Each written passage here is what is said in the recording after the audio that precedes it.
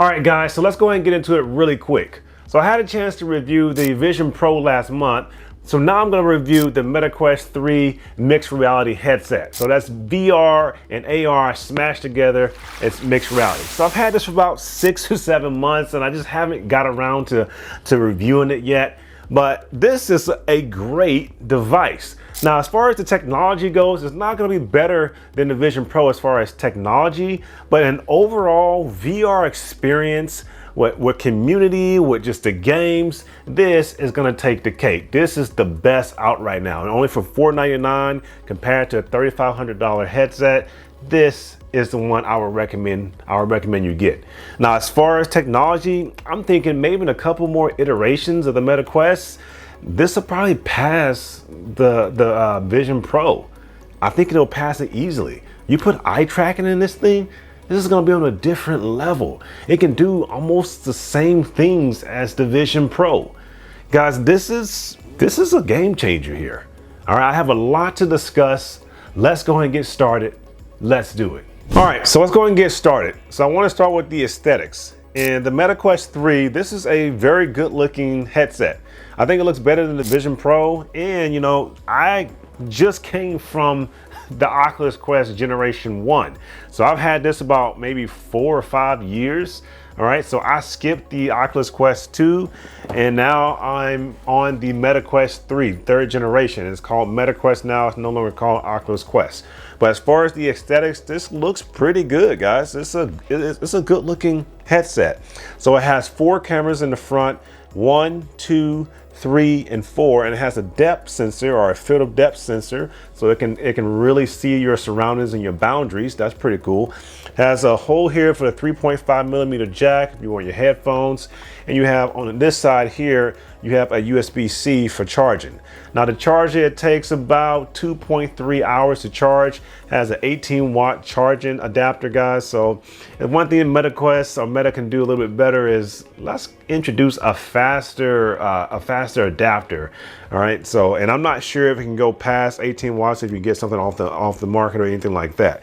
Now the strap is you know, it's okay. It was a little weird at first putting it on. I wasn't sure exactly how to tighten it. Then what you do here, if you guys can see it, you'll go ahead and just pull that back to the side like that. Just pull it back and it'll tighten it. So and then you put it together and untighten it.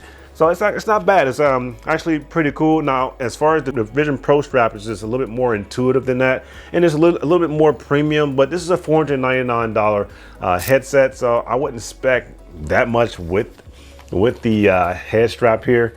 But overall, it's great, guys. It's great overall. Next, what we have the lenses. So they stepped up their game with the lenses. They have 2 4K lenses now. These are pancake lenses.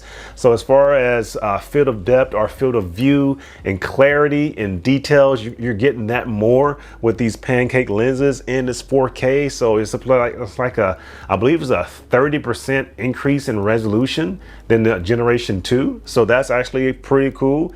You guys are doing good with that, Meta. And if you have glasses, it's big enough to fit some small glasses. If you have small glasses, you can still put this on.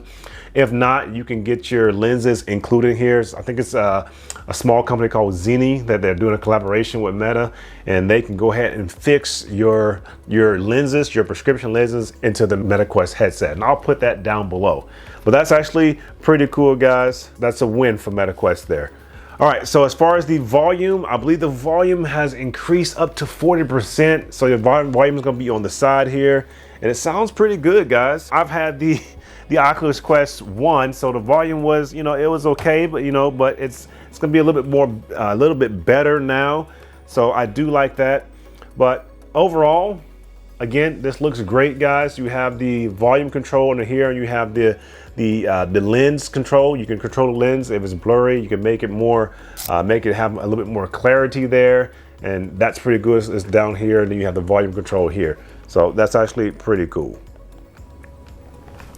Now, other than that, that's pretty much it for the aesthetics and how it looks, guys.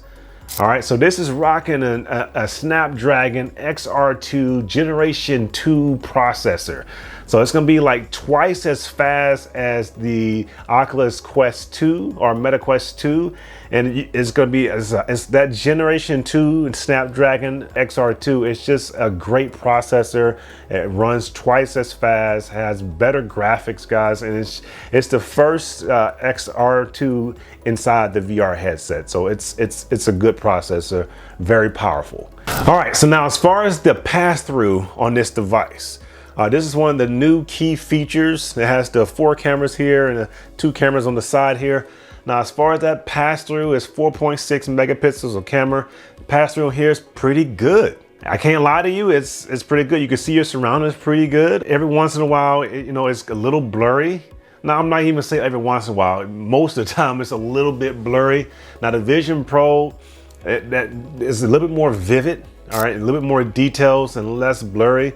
All right, but this is not bad for like $499. It's actually pretty cool. And you got the mixed reality games that, you have like little, I played the games, you get little aliens coming from the ceiling or the sides and all that. Played a little demo game. It's actually pretty cool. And there's mixed reality games in the library as well. So basically your surroundings become a virtual augmented type of gameplay. Guys, it's a game changer as well. Guys, it really is. So with the Vision Pro, you don't have the joysticks or anything like that. You don't have these for the Vision Pro. You have them for the Metaquest 3, and that gives this kind of an advantage because you can play those games and it's way more interactive. And by the way, it doesn't have a little oval thing anymore of the old generation, guys. They took that away because of the sensors on the headset. It can just track your hands pretty well now, just kind of from the headset. But with the Vision Pro, you just have hand tracking. But you have, with the Metaquest, you have hand tracking as well. You can do that. You can do the hand tracking with different apps. So you can do it with the menu, and it works pretty good. Now, it doesn't have eye tracking, not yet. Hopefully in the next iterations, if Metaquest is able to do that. But once this thing gets eye tracking, this is like, okay, Vision Pro, what do you have over this? What do you have over the immense library of games in this? What do you have over the community with this? If this gets eye tracking and it's really good and they increase the resolution here, oh man, it's gonna be a game changer. This is gonna be on top for a long time, guys. So this is a great device. Again, for only $499, you're getting all that. And the remote desktop, the Vision Pro has a great remote desktop. They make it very intuitive. You can just press a button and then I think you just look at your screen. Because I didn't do the remote play as much on the, when I did the review, but you can just look on your screen and then it'll just go ahead and put it in your goggles. And it's just seamless. The remote desktop on here is not bad as well. You have to download something on your computer, but then it's pretty seamless after that, and it works pretty well. Now, it doesn't have dual monitors yet. I wish it did have that, but the app I'm using is still in beta, but it works pretty good. It's just like the Vision Pro. And I'm not trying to make this a huge comparison video, even though I'm kind of doing it a little bit. This, this is it's a great device. I would definitely recommend it. So let's talk about the menu of the Metaquest. So when you put this on, the menu, first of all, you'll see that the menu is very intuitive, it's very interactive, and it's very busy. You can use your hand gestures, you can go through the menu, you can grab things, you can do that pretty well. Now, it's not gonna work as good as the Vision Pro as far as the eye detection and all that, but the menu is very intuitive and it's busy. Now, on the Vision Pro, it is in its infancy stages. It really wasn't that busy in there. But here, once I put this on my face, I have a Horizon feed. I have a friends list here. I can go into a game quickly. I can pull up some news. I can do like Facebook videos here. And I like the whole oval thing. I can put a couple screens on there. I can have my remote screen. It's just right when I put this on my face, I just instantly step into a different world here. It's like Ready Player One. You put this on your face and pretty quickly you're ready to go. So I do like that with the menu, and I think it's really just only the beginning. It's just only gonna get better, guys. So hats off to them on that. That menu is very interactive and it's very busy. It's like when I put this on, it's like I'm doing something. So that's one of the main differences there. So it's mostly a gaming device that can also be a productivity device. All right, so you got over 500 different games and apps, and the games on this they're incredible. I've played a bunch of games. I played the Fist of Fury. I played that Beat Saber game. I play various different gun games, Space Pirates. I played like the John Wick type of game going on there. It wasn't called John Wick. I played many games even on my Oculus One, but there's also some really good productivity apps that you can do as well. I've went in virtual coffee shops and talked with people. Again, you got the remote desktop. So this thing has a bunch of different games going on, but at the same time, there's some really good productivity apps as well. All right, very good productivity apps. All right, now I did want to talk a little bit also about the field of depth sensor a little bit more. So basically that helps create an immersive experience with the virtual reality, with the augmented reality. And it does the auto boundary setup. And I thought that was really cool. I felt like I was kind of inside an Iron Man suit. It's just before when I had the Oculus One, I had to draw my boundaries, and then I had to click continue, but this will automatically detect just different, your floors, your ceiling, objects in front of you. It's just kind of amazing, and it does it pretty quickly and accurately. So I don't have to do that in the beginning. So I do like that with the field of depth, this sensor here, it's just kind of capturing all the surroundings. Now, overall, would I, recommend the Metaquest 3? Would I recommend this device? It's $499. Would I recommend this? Is VR there yet? Well, I definitely would recommend this.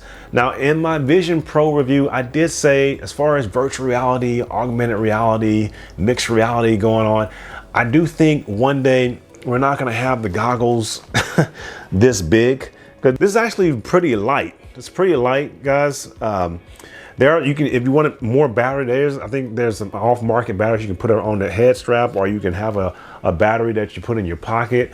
But it's still kind of weird having a huge goggle on your head walking around, especially the Vision Pro. They look like ski goggles. So I do think in the future VR and AR is going to look something like the Ray-Ban Meta glasses, the little small glasses.